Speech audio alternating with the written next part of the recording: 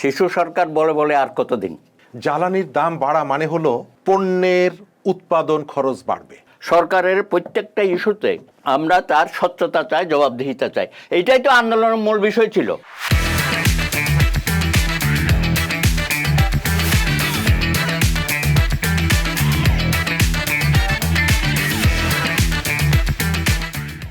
দর্শক, শুভেচ্ছা জানাচ্ছি বিউটি বাংলার নিয়মিত আয়োজন ভয়েস অব ডেমোক্রেসিতে।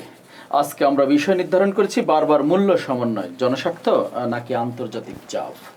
এই বিষয়ে কথা বলার জন্য আমাদের আজকে স্টুডিওতে দুজন বিজ্ঞ অতিথি উপস্থিত আছেন। আমরা একটু পরিচিত হই। আমার ডানে আছেন শরীফুজ্জামান শরীফ, সাবেক সভাপতি বাংলাদেশ ছাত্র ইউনিয়ন। আমার বামে আছেন অ্যাডভোকেট সুব্রত চৌধুরী, ভারপ্রাপ্ত সভাপতি গণফোরাম। দুজন অতিথিকে ধন্যবাদ জানাই আজকে আমাদের স্টুডিওতে উপস্থিত হওয়ার জন্য। আমরা আজকে কথা বলবো বারবার মূল্য সমন্বয়, জনস্বার্থ নাকি আন্তর্জাতিক চাপ। পুরো অনুষ্ঠান জুড়ে আমি আপনাদের সাথে থাকবো নুরুজ্জামান হীরা।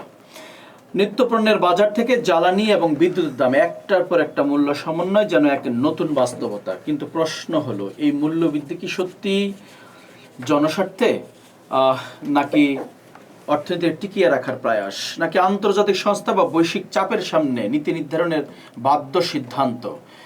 এই বিষয়ে আমাদের দুজন অতিথি আজকে আছেন উপস্থিত। আমরা এই জটিল সমীকরণের সমাধান, সহজ উত্তর বা সমাধান বের করার চেষ্টা করবো। আসলে আমরা একটু প্রথমে যাই অ্যাডভোকেট সুব্রত চৌধুরী আপনার কাছে। নিশ্চয়ই আপনি জানেন যে এই সরকারের 1 মাস 100 দিনের উপরে চলছে। এই সময়ের মধ্যে বেশ বিদ্যুতের দাম একেবারেই সকল রেকর্ড আসলে ভঙ্গ করে ফেলছে। তত্ত্বাবধায়ক সরকার বলেন, আওয়ামী লীগ সরকার বলেন, 16% সামথিং বিদ্যুতের দাম বাড়িয়েছে। এটা একটা সরকারের জন্য, সরকার নিশ্চয়ই আপনি জানেন যে প্রথম মন্ত্রিসভার বৈঠকে 3টি বিষয়কে প্রাধান্য দিয়েছিল এই সরকার। নাম্বার 1 হচ্ছে বিদ্যুৎ, নিরবিচ্ছিন্ন বিদ্যুৎ। দ্বিতীয়ত হচ্ছে আপনার আইন শৃঙ্খলার উন্নতি এবং দ্রব্যমূল্যের দাম নিয়ন্ত্রণ। 3টি বিষয়কে অগ্রাধিকার ভিত্তিতে সরকার কাজ করা শুরু করেছিল। আপনি কি মনে করছেন সরকার সেই জায়গাতে আছে এবং সফল হয়েছে? ধন্যবাদ। 17ই ফেব্রুয়ারি এই সরকার গঠিত হয়। এর মধ্যে 100 দিন পার হয়ে গেছে। আমরা আগে বলেছি যে সরকারের এখন মধুচন্দ্রিমা সময় পার করছেন। তো সেই কারণে আমরা অনেকগুলো বিষয় দেখো না দেখার মতোই ছিলাম, বা সেইভাবে সরকারের সমালোচনা করতে গিয়ে আমরা বলতাম মাত্র এই কয়দিন হয়েছে, আর একটু আমাদের সময় নিতে হবে। হ্যাঁ, তো এখন ওই শিশু সরকার বলে বলে আর কতদিন? আমার কাছে মনে হচ্ছে যতই দিন যাচ্ছে সরকারের সাথে জনগণের একটা দূরত্ব সৃষ্টি হচ্ছে। এবং এখানে কিন্তু জামাতরা খুবই অ্যাক্টিভলি এই কাজটা করছে। জামাত কতগুলো ইস্যু নিয়ে মাঠে আছে এবং তারা মাঠ গরম করছে, এবং তারা চাচ্ছে যে এই সরকারকে জুলাই সনদের নামে একটা বিশাল দূরত্ব সৃষ্টি করা, এবং এই সরকার জুলাই সনদ বাস্তবায়ন বিরোধী। যদিও তো এই যে একটা সরকার, এখানে তো জনসম্পৃক্ততা থাকতে হবে। সরকার বলতে শুধু সরকার বা যারা দায়িত্বপ্রাপ্ত তারা না, এই সরকারের আশেপাশে যারা আছে বা এই সরকারের শুভাকাঙ্ক্ষী, আমার মনে হয় সেখানেও একটা দূরত্ব সৃষ্টি হয়েছে। কারণ তারা যে কথাগুলো বলে, এই কথা বলার তো দরকার নেই। আপনি বললেন যে আমার সরকার এই বিদ্যুতের দাম বাড়াবে না, আমার সরকার দ্রব্যমূল্যের দাম বাড়াবে না, আমার সরকার কঠিন এবং কঠোরভাবে জিরো টলারেন্সে আইনশৃঙ্খলা রক্ষা করবে। এত কথা বলার দরকার? অতি কথনে সরকারের ভাবমূর্তি নষ্ট হয়। বাস্তবতা হচ্ছে আপনি যেগুলো করেছেন সেগুলো হয়তো করতে হবে, কিন্তু আপনি আগে কেন বলার দরকার যে আমরা করব না? এই কারণে জনগণ আপনাদের এই বক্তব্য এবং এই যে সমন্বয় সাধনের নামে যে বাড়াচ্ছেন, এইখানে একটা জটিল সমীকরণ তৈরি হচ্ছে, আপনি যেটা বলেছেন। তো আমি মনে করি এই সরকারকে বাস্তবতা বুঝতে হবে। অবশ্যই আপনি এখানে আন্তর্জাতিক চাপে হোক, IMF-এর চাপে হোক বা ওয়ার্ল্ড ব্যাংকের চাপে হোক, অনেক সময় এটা করতে হয় বিভিন্ন সরকারকে, কারণ অনেক বিষয় আমরা তাদের উপর নির্ভরশীল। তো সেই জায়গায় আপনি যখন এই কাজটা করবেন, এটা বলে কয়ে করেন, অসুবিধা তো নাই। জনগণকে হ্যাঁ, বুঝিয়ে, তাদের বুঝিয়ে সম্পৃক্ত বাস্তবতার করে, নিরিখে, হ্যাঁ, সেগুলোর উপর আলোচনা করেন। জি। এখানে কোনো ফাঁক এক ফোকর, অন্ধকারে রেখে হ্যাঁ, আসলে ফাঁক সমাধান ফোকর আসে। না রেখে, জি। হ্যাঁ, আপনি এই কাজগুলো যখন করবেন তখন জনগণ কিন্তু আপনার থেকে মুখ ফিরিয়ে নেবে। এটা আমরা চাই না। এটা একটা ওয়ার্নিং। আমি বলবো সরকারকে, এই যে আমরা সমালোচনা করছি, এটা সরকার যাতে গুরুত্ব সহকারে বিষয়টা অনুধাবন করে, আমরা সরকারের শুভাকাঙ্ক্ষী হিসাবে সেই কথাগুলো বলছি। আমরা একটু ঘুরে আসি শরীফুজ্জামান শরীফ আপনার কাছে, যে কথাটি বললেন অ্যাডভোকেট সুব্রত চৌধুরী, আসলে যখন কোনো সংকট তৈরি হয় জনগণের সাথে সরকারের দূরত্ব হয়, মূলত তা হওয়ার কথা না। আসলে যদি জনগণের সরকার হয়, নিশ্চয়ই আপনি জানেন যে আপনার 2026-এর 23শে ফেব্রুয়ারি 17 ফেব্রুয়ারি দায়িত্ব গ্রহণ করলো। 23শে ফেব্রুয়ারি ঘোষণা দিলেন আমাদের বিদ্যুৎ মন্ত্রী মহোদয় যে বিদ্যুতের দাম 2 বছরের মধ্যে সরকার বাড়াবে না। যে কথাটি বললেন সুব্রত চৌধুরী, আমরা দেখলাম 1,16.68% বাড়লো। এই যে দ্বিমুখিতা, মাত্র 3 থেকে 4 মাসের ব্যবধানে বক্তব্য, এইটাকে আপনি জনগণ কিভাবে দেখতে মনে করছেন? ধন্যবাদ আপনাকে, ধন্যবাদ আপনার দর্শক শ্রোতা এবং আমার সাথের আলোচককে। বাংলাদেশে বিএনপি যখনই ক্ষমতায় আসে তখন জ্বালানি ক্ষেত্রে এক ধরনের একটা কেলেঙ্কারি তৈরি করে ফেলে। এর আগে তারা যখন ক্ষমতায় ছিল, আমরা ফুলবাড়ির ঘটনা জানি, কানসাটের ঘটনা জানি, বিদ্যুৎ আসে নাকি যায়, এই ধরনের মুখরোচক নানা রকমের গল্প জানি। আবার বিএনপি যখনই আসে তখন আন্তর্জাতিক পরিসরে কোথাও না কোথাও এমন একটা যুদ্ধ বেঁধে যায় যে যুদ্ধের অনিবার্য পরিণতি ভোগ করতে হয় আমাদের দেশের জনগণকে, এবং তার একটা দায় এসে পড়ে বিএনপির কাঁধে। এবং খেয়াল করে দেখবেন যে বিএনপি যে সংকটগুলো মোকাবেলা করে, এর একটা বড় অংশই হচ্ছে তার উত্তরাধিকার সূত্রে আসে। আওয়ামী লীগ যখন, আমি ওটাই বলছি আর কি। শুধু তাই না, আওয়ামী লীগ সরকারের 15 বছরের বিদ্যুৎ খাতের যে অব্যবস্থাপনা, যে সংকট, সেই সংকটের দায়ভার তার উপরে পড়েছে। আবার অন্তর্বর্তীকালীন সরকার কোনো রকমের কোনো আলোচনা ছাড়া তাদের ব্যক্তিগত কয়েকজনের বিশেষ আগ্রহে পে কমিশন গঠন করে। এই পে কমিশনের দাবি তো জনগণের পক্ষ থেকে বা সরকারি কর্মচারীরা সেভাবে তোলেনি।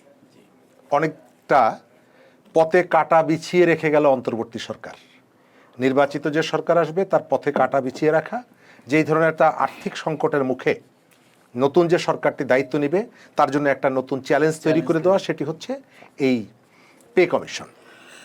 এবার আসলে যে যুক্তি দিয়ে বা যে কারণ দেখিয়ে আওয়ামী লীগ তার 15 বছরের 17 বার বিদ্যুতের দাম বাড়িয়েছে, জ্বালানির দাম বাড়িয়েছে, বিএনপির সরকার 100 দিনের মধ্যে 2 বার জ্বালানি তেলের দাম, গ্যাসের দাম, তারপরে সর্বশেষ বিদ্যুতের দাম বাড়ালো। অর্থাৎ কেউ কথা রাখেনি সুরঞ্জনা, একই পথে।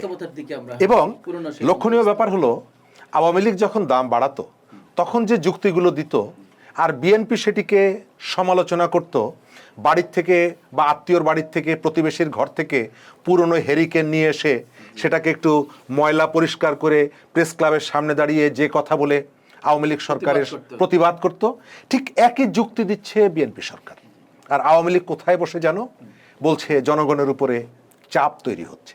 অর্থাৎ মানুষকে নিয়ে এক ধরনের ঠাট্টা বলেন, মানুষকে নিয়ে এক ধরনের মশকরা বলেন, অথবা মানুষের উপরে যে সংকটটা, সেই সংকটটার অনুধাবন না করা বলেন। আজকে দেখলাম যে আমাদের একজন উপদেষ্টা তিনি প্রেস কনফারেন্স করে বলছেন যে বিদ্যুতের দাম যে বৃদ্ধি পেয়েছে 65% মানুষের উপরে কোনো প্রভাব পড়বে না। আমি জানি না যে এই চেয়ারগুলো তাদেরকে কেন এতটা অবিবেচক তৈরি করে। জ্বালানির দাম বাড়া মানে হলো প্রত্যেকটা পণ্যের উৎপাদন খরচ বাড়বে, প্রত্যেকটা পণ্যের উৎপাদন খরচ বাড়বে। তো যখন দোকানে কিনতে যাবে এই পণ্যটি, তখন দোকানদারকে নিশ্চয়ই তাকে জিজ্ঞেস করবে না যে তুমি কি গরিব নাকি তুমি ধনী, তুমি গাড়িতে চড়ে বাজার করতে এসেছো নাকি পায়ে হেঁটে এসেছো, সবাইকে একই মূল্যে এটি কিনে নিতে হবে। তাহলে এই ধরনের দায়িত্বপ্রাপ্ত ব্যক্তিরা কিভাবে বলেন যে এর ভেতর থেকে মানুষের কোনো অসুবিধা হবে না? মাত্র 45% বা 35% মানুষের অসুবিধা হবে, 65% মানুষের কোনো অসুবিধা হবে না। তাহলে তারা কি ধারণা করছেন যে 65% মানুষ না খেয়ে হাত পা গুটিয়ে ঘরের মধ্যে বসে থাকবে কিনা? সেকেন্ড জায়গাটা হলো বিএনপি যে যুক্তিটা দিয়েছে, আমি আবার বলছি যে তার উপরে কতগুলো উত্তরাধিকার সূত্রে চ্যালেঞ্জ আছে, কিন্তু এই চ্যালেঞ্জ মোকাবেলার জন্য যে কাজগুলো সামনে আনা হয়েছে, চলতি বছরে ৬২,০০০ কোটি টাকা বিদ্যুৎ খাতে ভর্তুকি দিতে হবে, আগামী বছর ৬৫,০০০ কোটি টাকা দিতে হবে, রাইট? জি। কিন্তু এই টাকার সংস্থান কোথায় হবে? এই টাকা পাবলিকের কাছ থেকে নেবেন, এটাও আমরা হয়তো জানি, কিন্তু প্রশ্ন হলো এই যে ৬২ এবং ৬৫,০০০ কোটি টাকা, এই ড্যামারেজ, এই লোকসান, এর দায়ভার কি মানুষের? না। কতগুলো পলিসি, যে পলিসিটা আওয়ামী লীগ সরকার নিয়েছিল, স্পট মার্কেট থেকে এলএনজি কেনা, সিস্টেম লস, আমাদের বসিয়ে বসিয়ে কুইক রেন্টাল প্লান্ট, এই যে হাজার হাজার কোটি টাকার যে এটি দিতে হচ্ছে, এইগুলোর অনিবার্য পরিণতি পড়েছে। কিন্তু বিএনপি কি করার ছিল, এটি ইম্পর্টেন্ট। বিএনপির যেটা করার ছিল, দাদা যথার্থ বলেছেন, যেটা তুমি করতে পারবে না সেটি আগে কেন ঘোষণা দাও, এক। দ্বিতীয়ত হচ্ছে, মানুষকে আপনি যে তথ্যটি দিলেন এটি বেশ আলোচিত হচ্ছে, যে আমাদের বিদ্যুৎ মন্ত্রী, যিনি একসময় প্রতিমন্ত্রী ছিলেন, এবং তার সময় অনেক রকমের বিতর্ক হয়েছে বিদ্যুৎ খাত নিয়ে, অনেক বিতর্ক হয়েছে, তিনি হঠাৎ করে কেন বললেন যে আমরা দাম বাড়াবো না? তারপরে তিনি কথা কেন রাখতে পারলেন না? অর্থাৎ আপনার ম্যানেজমেন্টের যে ত্রুটি, ব্যবস্থাপনার যে সংকট, এবং বাইরের চাপ অবশ্যই আছে। আইএমএফ আমাদেরকে বারবার চাপ দেয়, লোনের বিষয়টা আছে। অর্থাৎ এক ধরনের সংকট নতুন করে তৈরি করলো। মানুষের জীবন, আমাদের অর্থনীতি, আমাদের কৃষি, প্রত্যেকটা সেক্টরে একটা অনিবার্য প্রভাব পড়বে, যে প্রভাবটা আমাদের অর্থনীতি বহন করার জন্য, তার জন্য অনেক চ্যালেঞ্জিং হয়ে উঠবে। আমরা একটু ঘুরে আসি। সুব্রত চৌধুরী যেটি বললেন, আসলে শরীফুজ্জামান শরীফ, পুরনো বন্দোবস্তে আমরা আছি। আমরা আপনার কাছে প্রশ্ন হচ্ছে, এই পুরনো বন্দোবস্ত যদি থাকে, তাহলে ১৪০০ মানুষের এই গত গণ অভ্যুত্থানে আপনারা সম্মুখের সারি যোদ্ধা ছিলেন, আপনাদের অনুপ্রেরণা, আপনাদের উপস্থিতি জাতিকে, বিবেককে নাড়া দিয়েছিল। এই ১৪০০ মানুষের মৃত্যু, ৩০,০০০ বিকলাঙ্গ, সেই পুরনো বন্দোবস্ত যদি আবারও আসে, তাহলে এই যে মৃত্যুর দায়, আসলে এই যে মৃত্যুর সংখ্যা, না, বিষয়টা হচ্ছে বিএনপি তো অনেক পুরানো দল এবং খুব যুগপৎ আন্দোলনও আপনারা ছিলেন দীর্ঘদিন, সবচেয়ে বৃহৎ সংগঠন এখন রাজনৈতিক, এবং তারা কয়েকবার ক্ষমতায় ছিল, এবারও পপুলার ভোটে তারা সরকার গঠন করেছে। কিন্তু রাষ্ট্র পরিচালনায় আমরা দেখতে পাচ্ছি এখানে একটু আনাড়িপনা আমরা দেখতে পাচ্ছি। যাকে যেখানে বসার কথা, যে যেখানে বসলে পরে রাষ্ট্রযন্ত্রের সেই জায়গাটা অ্যাবসেন্ট দেখছি। হ্যাঁ, এবং এর সাথে আরও কিছু উপদেষ্টা দেওয়া হয়েছে। হ্যাঁ, আমি মনে করি এত বেশি উপদেষ্টা দেওয়াটা সঠিক কাজ হয় নাই, কারণ তাতে আমাদের মাথাবাড়ি সরকার হয়ে গেছে। এটা মন্ত্রী, প্রতিমন্ত্রী, উপদেষ্টা, আবার উপদেষ্টা, প্রতিমন্ত্রী, কি বলবো এটাকে, হ্যাঁ, যদিও কাউকে এখনো দেওয়া হয়নি এবার উপমন্ত্রী, আসলে না না, উপদেওয়া হয় নাই, ওই প্রতিমন্ত্রী পর্যায়ের আর কি, হ্যাঁ, পর্যায়ের উপদেষ্টা। তো এখন জনগণ বলা শুরু করেছে এটা তো উপদেষ্টার সরকার। আমরা এগুলোর মধ্যে যাব কেন? আপনি দরকার হলে মন্ত্রী আরও বাড়ান, প্রতিমন্ত্রী দেন। এখন আপনার সচিবালয় ঘিরে এত উপদেষ্টা এবং সব ব্যাপারে তারা কথা বলতেছে, তাহলে মন্ত্রীরা কোথায় আছে? কাজটা তো আসলে মন্ত্রীর, তাই না? আমার সাংবিধানিকভাবে মন্ত্রীকেই জবাবদিহি করতে হবে। সেই জায়গায় আমরা দেখতে পাচ্ছি মন্ত্রী উপদেষ্টারা খুবই সক্রিয়। তারপরে এই যে উনি যে বললেন যে তথ্যমন্ত্রী বসে এইসব বক্তব্য দিচ্ছে, আরে ভাই, এটা তো তোমার মন্ত্রণালয়ের বিষয় না। এই কথাটা বলুক, জ্বালানি মন্ত্রী বলুক, বা একজন সচিব পর্যায়ের কেউ বলুক, তাও তো আমরা বুঝতাম যে আপনি এটা সিরিয়াসলি নিয়েছেন। এটা যখন অন্য জায়গায় চলে যায়, তখনও জনগণ মনে করে যে কি এখানে শুভঙ্করের ফাঁকি, অথবা সরকারের ভিতর সরকার আছে। আমরা এই পথে হাঁটতে চাই না। আমরা পুরোপুরি, আপনি যেটা বললেন বন্দোবস্ত, এখানে আমরা জবাবদিহিতা চাই। সরকারের প্রত্যেকটা ইস্যুতে আমরা তার স্বচ্ছতা চাই, জবাবদিহিতা চাই। এইটাই তো আন্দোলনের মূল বিষয় ছিল, তাই না? জনাব শরীফুজ্জামান শরীফ, মানে এই জবাবদিহিতার জায়গাটা আমরা তৈরি করতে পারিনি আসলে। তার জন্য আরেকটি ঘটনা ঘটে। আপনাকে যদি আজকে কথা বলছিলাম, গতকাল পুরনো ঢাকাতে আপনি নিশ্চয়ই দেখেছেন যে দিনে দুপুরে রাস্তার উপরে ছিনতাই হচ্ছে। কিয়ামত পর্যন্ত কি আপনি ছিনতাইয়ের রোধ করা সম্ভব যদি না কঠোর আইন না করেন? আপনি একজন ছিনতাইকারী অ্যারেস্ট হলে সর্বোচ্চ 1 সপ্তাহ 1 মাস জেলে থাকছে, তিনি বেরিয়ে এসে আবার একই কাজ করছেন, তাহলে কিয়ামত পর্যন্ত কিন্তু সেটার আপনার সুরাও হবে না, বন্ধ করা যাবে না। আজকে একসময় বাংলাদেশে এই বিএনপি সরকারের হাত দিয়ে হয়েছে, আমরা দেখেছি অনেক ভালো কাজও হয়েছে। আপনার অ্যাসিড নিক্ষেপ এখন শূন্যের কোটায় চলে আসছে, একসময় কিন্তু প্রচুর ছিল, হ্যাঁ। এখন শূন্য কোটা চলে আসছে, কেবলমাত্র আইন, কঠিন প্রয়োগ এবং আইনের। আমরা কি এই যে জবাবদিহিতার জায়গাটা আসলে আমরা ক্ষীণ হয়ে আসছি কিনা? ধন্যবাদ। এই বিষয়টি দাদা যথার্থ বলেছেন জবাবদিহিতার বিষয়। আমাদের এখানে রাজনৈতিক সরকারগুলো যখন আসে তখন তার উপরে নির্ভরশীল অনেকগুলো গোষ্ঠী সরকারটাকে প্রভাবিত করার চেষ্টা করে, জি, কিন্তু মানুষের প্রত্যাশা থাকে এক কেন্দ্র থেকে সরকারটা পরিচালিত হবে, কিন্তু আমাদের সেই প্রত্যাশা পূরণ হয় না। আমরা এখন দেখছি সরকারের স্পোক্সম্যান কে রিয়েল আমরা এটা জানি না। জানানো আমরা কাউকে সকালবেলা একজনকে ব্রিফ করতে দেখছি, বিকালবেলা আর একজনকে ব্রিফ করতে আরে দেখছি। প্রথম দিকে মনে করছেন ডক্টর জাহিদ স্পোক্সম্যান। আমি সেটাকেই মিন করছি আর কি। তো আজকে আপনার এই যে মাথাভারী প্রশাসন, আপনি পলিটিক্যাল লিডারদের, আপনার দলের যে যারা স্যাক্রিফাইস করেছেন তাদেরকে আপনি রিহ্যাবিলেট করবেন, তাকে সম্মানিত করবেন, অবশ্যই তার একটা প্রসিডিওর আছে, কিন্তু পুরো লিডারশিপকে আপনি যদি সরকারের উপরে চাপিয়ে দেন, তাদের কোনো রেসপন্সিবিলিটি নেই, কিন্তু তারা কতগুলো গুরুত্বপূর্ণ দায়িত্বে আছেন, কথা বলছেন, কথা বলার সুযোগ আছে, এটা সমন্বয়হীনতা তৈরি করে। আপনি গণ অভ্যুত্থানের যে কন্ট্রিবিউশনের কথা বলেছেন, গণ অভ্যুত্থানে 3 শতাধিক মানুষ মৃত্যুবরণ করেছে, যাদের ঢাকা শহর থেকে তার মরদেহটা গ্রামে নিয়ে যাওয়ার মতন আর্থিক সক্ষমতা ছিল না, ছিল না, right? ধার করে কর্জ করে আত্মীয় স্বজনের সহযোগিতা নিয়ে। কিন্তু 5 আগস্টের পরে সেই মানুষকে কি আপনি রাজনীতিতে দেখেছেন? সেই মানুষের কোনো ভূমিকা কি এখানে ছিল? এখানে বিবেচনা করা হয়েছে কার জামা পরিষ্কার এবং কার জামার রং কালো। আপনার মনে থাকার কথা, জুলাইয়ের এক শহীদের কন্যা ধর্ষণের বিচার না পেয়ে আত্মহত্যা করেছিল এবং সারা দেশ তোলপাড় হয়ে গিয়েছিল। আপনি জুলাইয়ের যে পোস্টার বয় যারা জুলাইয়ের সামনে যারা নেতৃত্ব দিয়েছে তাদের কাছে জিজ্ঞেস করে দেখবেন ওই মামলাটার কি অবস্থা আছে, কেউ বলতে পারবে না। আমি অনেকের কাছে জিজ্ঞেস করেছি, তার অর্থ হলো এদেরকে ব্যবহার করা হয়েছে, এদের যখন প্রয়োজন ফুরিয়ে গেছে ছুঁড়ে ফেলে দেওয়া হয়েছে। এটি আমাদের কাছে প্রত্যাশিত ছিল না। আবার একটা রাজনৈতিক সরকার 12 ফেব্রুয়ারি বাংলাদেশে 2টো ঘটনা ঘটেছে, একটা হচ্ছে গণভোট আর একটা হচ্ছে প্রতীকের যে নির্বাচন। বিএনপি প্রতীকের নির্বাচন ধরে জনগণকে যে প্রতিশ্রুতি দিয়েছিল সেটিকে পালন করার জন্য একটা প্রস্তুতি গ্রহণ করছে, সেটি পালন করার চেষ্টা করছে। তো আরেকটি অংশ কেবলমাত্র গণভোটের যে অংশটা, অর্থাৎ রাজনীতিকে ক্লিন করার যে রাজনৈতিক সংস্কৃতি পরিবর্তনের যে উদ্যোগটা, সেটিকে ফোকাস করছে বিরোধী পক্ষ। কিন্তু বিএনপি সেটাকে কম গুরুত্ব দিয়ে বিএনপি চেষ্টা করছে তার নির্বাচনী প্রতিশ্রুতি পালন করার জন্য।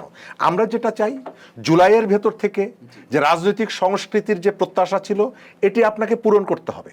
শুধুমাত্র আপনি আমাকে ফ্যামিলি কার্ড দিলে হবে না, আমাকে ওই যে প্রত্যাশার জায়গা, জুলাইয়ের যে আপনার যে স্পিরিটটা ছিল সেটি আপনাকে কন্টিনিউ করতে হবে।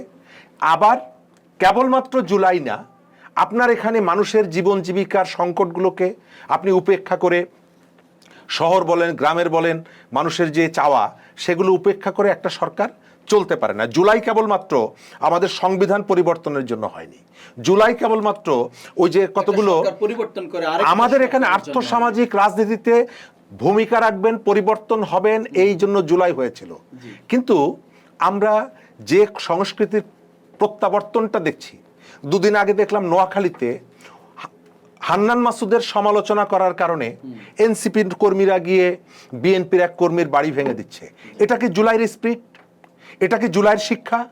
তাহলে হান্নান মাসুদ অথবা এনসিপির একজন নেতার ক্ষমতা আছে নোয়াখালীতে হামলা করার, তিনি সেখানে হামলা করাচ্ছেন, আর যার 299টা আসনে হামলা করার সক্ষমতা আছে তিনি সেখানে করছেন।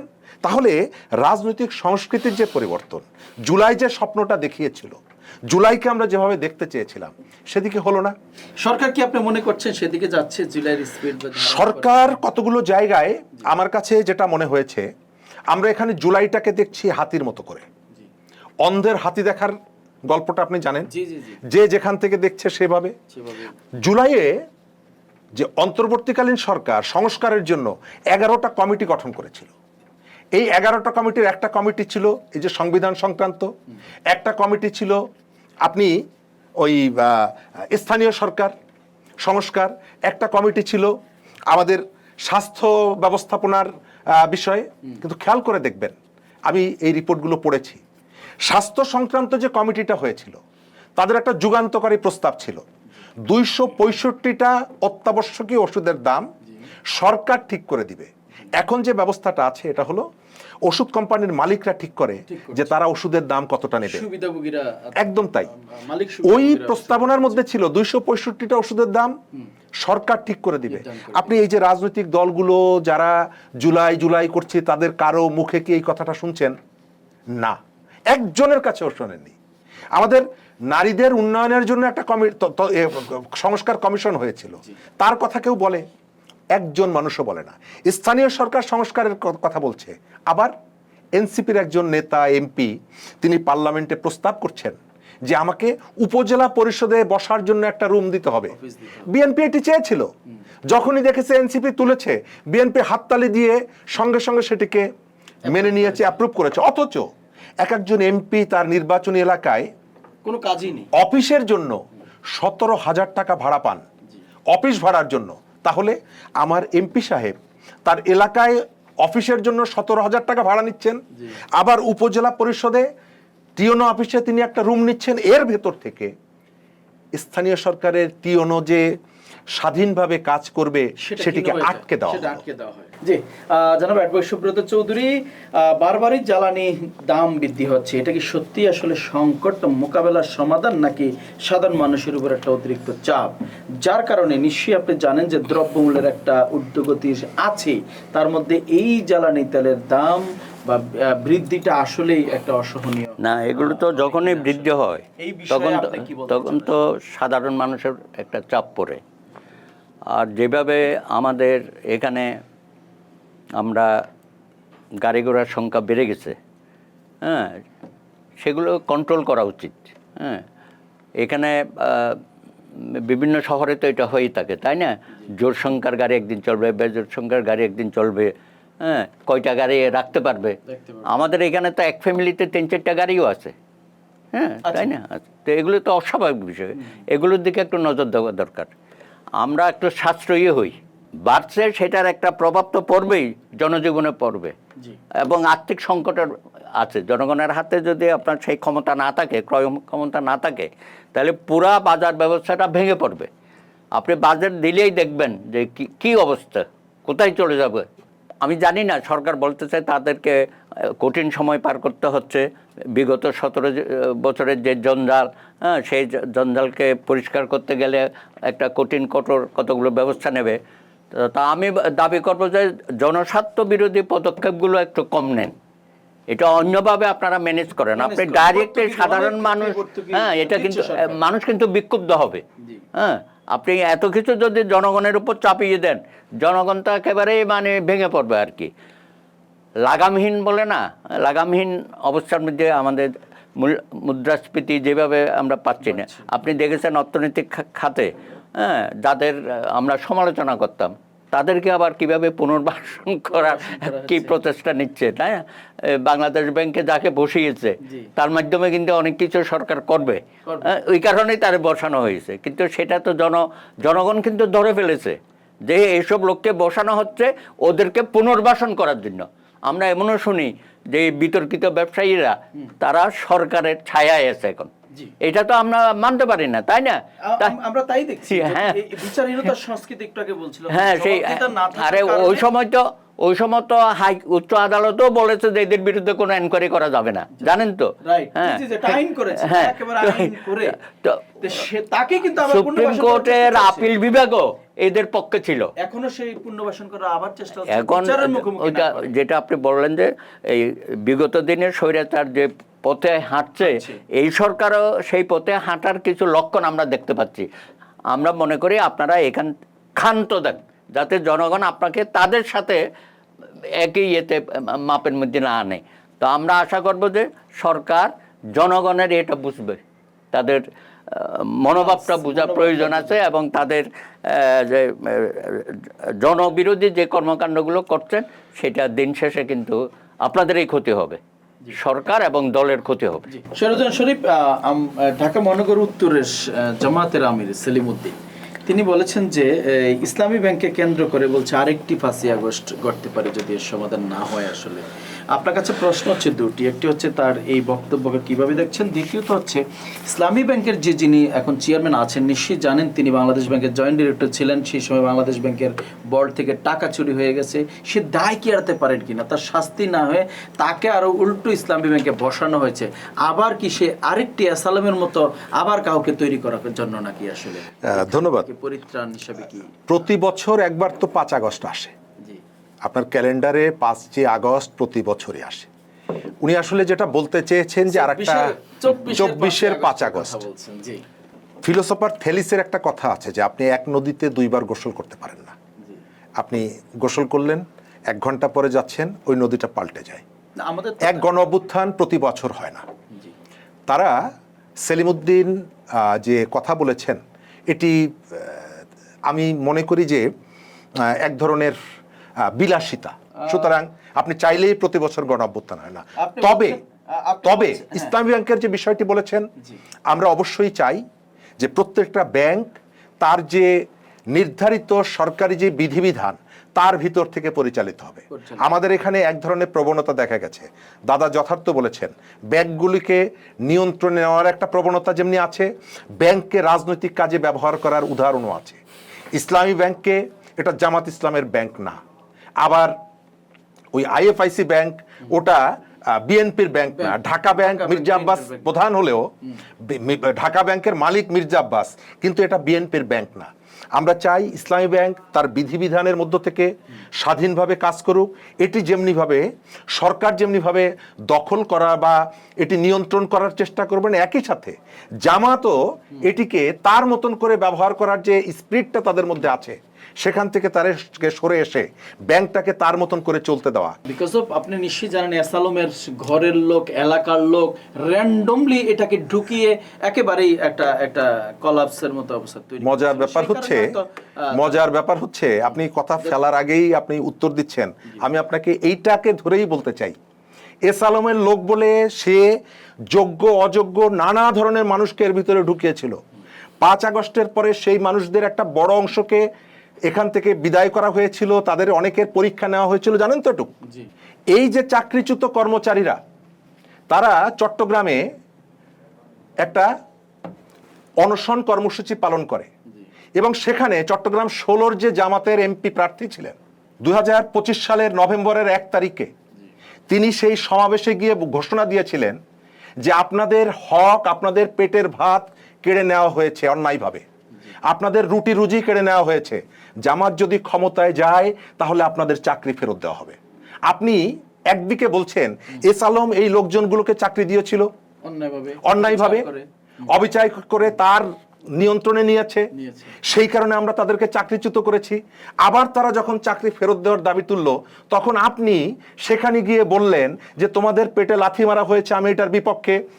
2025 সালের নভেম্বরের দ্বিচারিতা, নভেম্বরের 1 তারিখে আপনি প্রথম আলো বণিক বার্তায় পাবেন, আমার কাছেও আছে। এই যে একটা প্রতিষ্ঠানকে নিয়ে রাজনীতি করাও যেমন উচিত না, বিএনপিও যদি এর ভেতর থেকে কোনো রাজনীতি করতে চায়, বিএনপির উচিত হচ্ছে সেখান থেকে সরে আসা। আমি আবার বলছি, একটা প্রতিষ্ঠান একদিনে গড়ে ওঠে না, মানুষের আস্থা, ভালোবাসা, বিশ্বাসের উপরে গড়ে ওঠে। এই প্রতিষ্ঠানকে যেমনিভাবে আপনি রাজনৈতিক কাজে ব্যবহার করতে পারবেন না, ব্যবহার করা উচিত না, সুযোগও দেওয়া উচিত না, একইভাবে রাজনৈতিক কারণে সেই প্রতিষ্ঠানটাকেও ধ্বংস করা উচিত না। আমি ইসলামী ব্যাংকের ব্যাপারে আমার বক্তব্য হচ্ছে এই জায়গাটা, এবং খুবই পরিষ্কার। ধন্যবাদ শরীফুজ্জামান শরীফ। আমরা একটু অ্যাডভোকেট সুব্রত চৌধুরী একেবারে শেষ পর্যায়ে আছি, যেটি শরীফুজ্জামান শরীফ বললেন যে এখন যদি ওনারা বিরোধী দলের যারা আছে বা 5ই আগস্টের মতো আরেকটি গণ অভ্যুত্থানের ডাক দেয়, শ্বশুর বাড়ির লোকও আসবে না। আমরা দেখছি সার্জিস আলম বলছেন আমি যদি এখনো ডাক দিই দেশের 80% মানুষ রাস্তায় নেমে আসবে। আপনি কি মনে করছেন? না, এগুলো তো তরুণ বয়সে না, রক্ত গরম থাকে, অনেক কথাই আমরা বলি। আমরাও আমাদের দীর্ঘ রাজনৈতিক জীবনে বলেছি, আবার কিছু কিছু সব, উনি তো 90-তে ছিল, আমি তো 69-এ ছিলাম। তো এরকম ঘটনা প্রবাহে আমাদেরও তো অনেক স্বপ্ন ছিল, সব স্বপ্ন তো আমরা বাস্তবায়িত করতে পারি নাই। আমাদের মধ্যে হতাশা আছে, ওনারও হতাশা আছে। আমরা তো পুরাই সমাজটাকে পাল্টে দিতে চাইছিলাম, এবং তার একটা সম্ভাবনাও ছিল মুক্তিযুদ্ধের পরে। কিন্তু হ্যাঁ, কিন্তু ওনারা এত স্বপ্নবিলাসী হয়ে গেছে, ওনারা বুঝতে পারছে না যে কাজটুকুন হয়েছে শুধুমাত্র ওনারাই করেছে এটা বলা যায়। উনি বলেছেন এখানে শ্রমজীবী মানুষের রক্ত আছে, শিশুদের রক্ত আছে, হ্যাঁ, এবং আমার মা বোনরা যেভাবে এবার বেরিয়েছে, বিগত কোনো আন্দোলনে মা বোনরা এভাবে আসে নাই এই আন্দোলনের পক্ষে।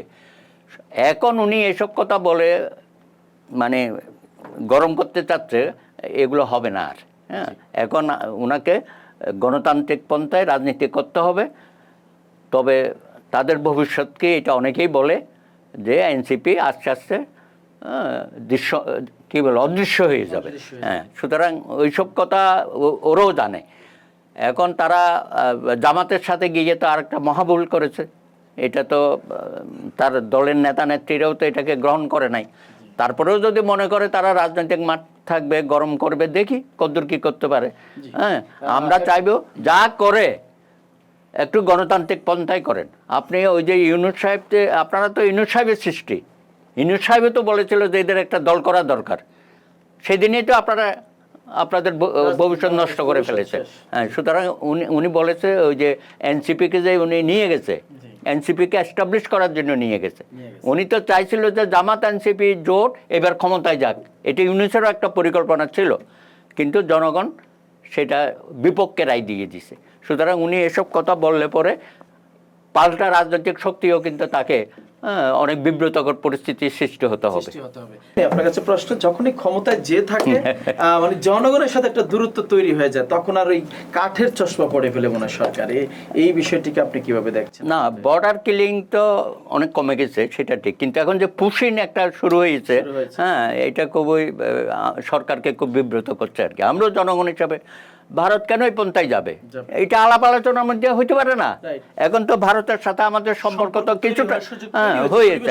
আমি দাবি করব এই পুশিং নিয়ে যেটা হচ্ছে, এটা ভারত সরকার ইমিডিয়েটলি বন্ধ করবে, এবং তার যদি কোনো বক্তব্য থাকে এই ব্যাপারে আমাদের পররাষ্ট্র মন্ত্রণালয়ের মাধ্যমে তারা আলাপ আলোচনা করুক। আলোচনার টেবিলে বসলে অনেক কঠিন বিষয় আমরা সমাধান করা যায়। আপনি কি মনে করছেন? আমি ওই স্বরাষ্ট্রমন্ত্রী যেটা বলেছেন এটা অগ্রহণযোগ্য। তিনি তার দায়িত্ব থেকে এই জায়গাটা বলতে পারেন না। দ্বিতীয়ত হচ্ছে এই যে সীমান্তের সহিংসতা, সংঘর্ষ, হত্যাকাণ্ড, আমরা এটিকে বন্ধ চাই। আমার প্রতিবেশী দেশ, আমার বন্ধু, কিন্তু সে প্রতিনিয়ত শক্তির ভাষায় আমার সাথে কথা বলতে পারে না, এটা কোনোভাবে গ্রহণযোগ্য না। একই সাথে এই ইস্যুটা নিয়ে আমাদের রাস্তাঘাটে কথা না বলে সরকারের উচিত, আমাদের এখানে যেহেতু অ্যাম্বাসেডর আছে, তাকে ডেকে আনুষ্ঠানিকভাবে এটির প্রতিবাদ করা। গত বেশ কয়েকদিন ধরে দেখছি আমাদের দেশের মানুষগুলো সীমান্তের ওপারে এসে বর্ষার মধ্যে বসে আছে, তাদেরকে জোর করে প্রবেশ করানোর এই চিত্রটি আমরা দেখতে চাই না। কিন্তু দেখা যাচ্ছে বিএনপি রাস্তা গরম করলেও, মাইক গরম করলেও, যে ফোরামে এটি তোলার দরকার, দাদা বলেছেন আলাপ আলোচনার মধ্য দিয়ে সমাধান করা দরকার, কেন যেন সবাই উপরে উপরে পাবলিকের কাছে এসে খুব গরম গরম কথা বলে, কিন্তু তলে তলে টেম্পু চলে, শুনেন না, এই ধরনের এই জায়গাটায় এক ধরনের তোয়াজ করে চলে। আমরা স্বাধীন দেশ হিসাবে আমাদের যে অধিকার আছে, আমরা কারো দয়ার উপরে চলতে চাই না। আর শেষ করব এই জায়গাটায়, আপনার প্রতিবেশীর যদি তার ঘরের দরজা বন্ধ করে, আমার কিন্তু বিরক্ত বিক্ষুব্ধ হওয়ার কিছু নাই। ভারত যদি তার সীমানার মধ্যে বেড়া দেয়, আমি বলতে পারবো না তুমি কেন বেড়া দিচ্ছ। শেষটা হচ্ছে আমার দেশের নাগরিকরা, আমার ভাই, আমার চাচা রাত 2টোর সময় কেন সীমান্ত পার হয়ে ওপার যাবে। এই আত্মোপলব্ধিটা, এই প্রশ্নটা আমাদের আস্তে আস্তে তোলা দরকার। আমাদের সীমান্ত পর্যন্ত যে ভারতীয় পণ্য আসে, এটি আমাদের লোকজন কলকাতায় গিয়ে নিয়ে আসে না, তাদের কেউ না কেউ এখানে নিয়ে আসে। কিন্তু ভারতের কখনো বিএসএফ এর গুলি ওদের বুকে লাগে না, একজন গ্রেপ্তারও হয় না। আমার প্রশ্ন তুলতে হবে যে এই পর্যন্ত যারা পৌঁছে দিল তাদেরকে তুমি ধরছো না কেন, এই প্রশ্নটা তুলতে হবে।